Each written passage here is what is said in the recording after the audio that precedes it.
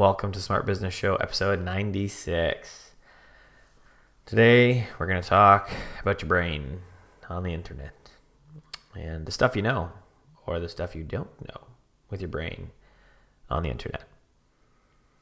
Now, I'm not saying that the internet or your phone or Evernote or anything is bad. It's really good. It enables so much. I couldn't run much of the business that I run without all these tools, right? You're watching me over the internet, or you just got delivered to you via audio over the internet. You're listening to it on your phone likely, or right, you're watching it on my website or on YouTube or something. There's lots of great things. There's so much information out there that we can gather that we didn't have before, that you couldn't even access, right? Roll back 100 years. There's just information you couldn't have unless you were in a certain strata of society. You just couldn't get access to great business thoughts if you weren't already hanging out with business people and had money. Now anyone can go to the library and they can access the similar content as anybody else, just because they can get online and they can read from the same people, from these smart business thinkers. In the book, The Shallows, there's a link in the show notes. It says that knowing lots of stuff, so having lots of stuff in your brain, is thinking. The reason it says this is because having all that knowledge in your head allows you to make lots of connections with your neurons. So when you read a book A and read book B, you can take these two disparate facts or these two conflicting ideas and make a new connection with them because you know it. The unfortunate thing with the web, with Evernote, with your contact manager, is that by letting the web, digital tools, hold all of this information, we don't have as many of these disparate facts at our fingertips so much. Yes, we have them at our fingertips in the way that we could look them up, but they're not surfaced in our brain regularly because we're not putting the effort into remembering them.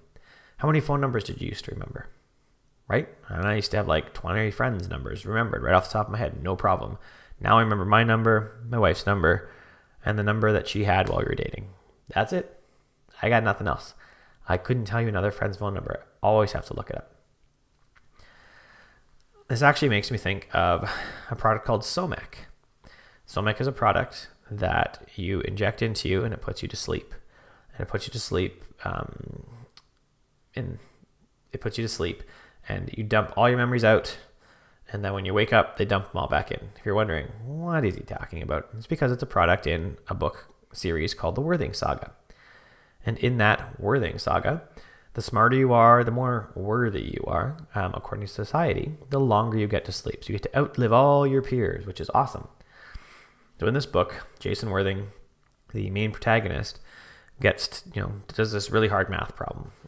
And he's flagged because he shouldn't be able to do it because the smartest mathematicians have just figured this out in the last year. And how does this kid know it? And what he says as he's reflecting later in life is that the reason he got to do it is because he was up. He wasn't worthy.